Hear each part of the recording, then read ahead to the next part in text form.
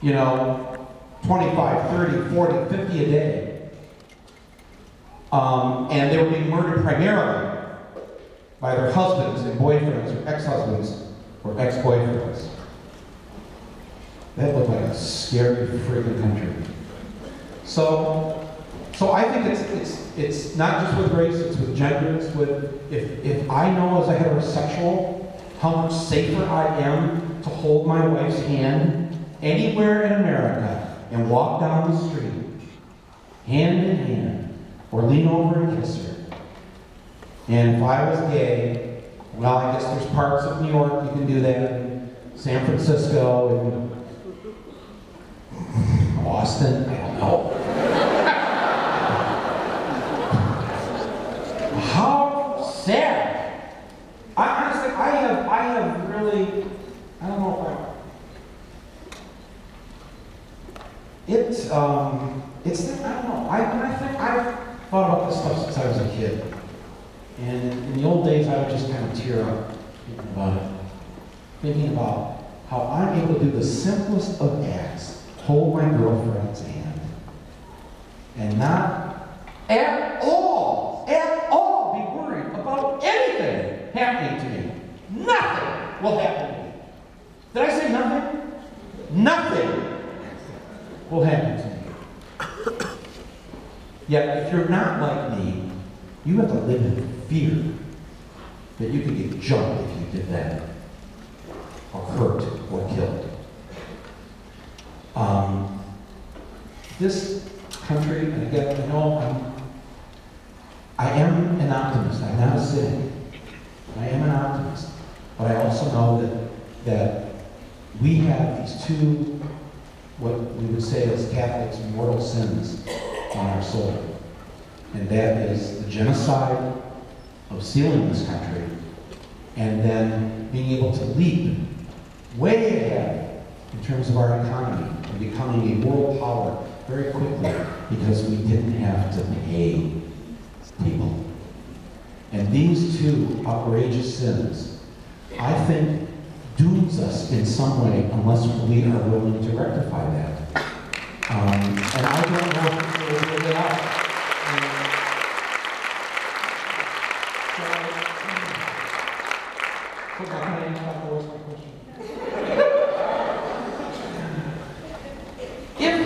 If America hadn't been this, and let's say there was no genocide of the Indians, and the Africans, as they probably did, built boats or canoes or whatever, made it across the Atlantic 1,000 years ago or 500 years ago, and populated North America peacefully, maybe, with the native people who were here.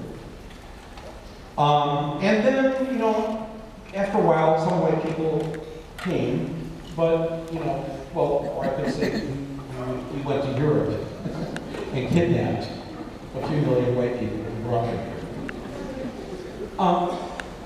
Yeah, right. Well, I'm just saying, if America today was 75% African American and 12% white, Dr. West, can you tell me how I would be treated in the United States of America in 2012 if this was a nation that was 75% African American and 12% white?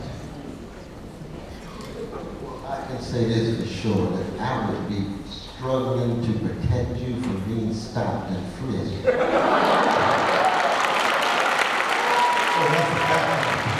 Don't mess with my brother. No, but as I said before, it's hard to think counterfactually or hypothetically about how people would have been. I do believe that there is a real sense in which even given cultural difference, human beings are human beings. We all have proclivities toward being greedy and envious and jealous and insecure and immature and so forth. So that it's not as if black folk had been running things and lo and behold we have a grand socialist republic and all poor people would be highly empowered. Now on the other hand, I'd be willing to try an alternative given all the hell black folk been through in the last 40 years. Yes, I'd be open to that. But I think in the end it's very much about the kind of cultivation, education, what we're exposed to, what kind of courage we have, what kind of vision we have. And if in fact the reactionary elements in the black community, because we got a long history of black gangsters and black thugs, I grew up with many of them. I got gangster proclivities myself.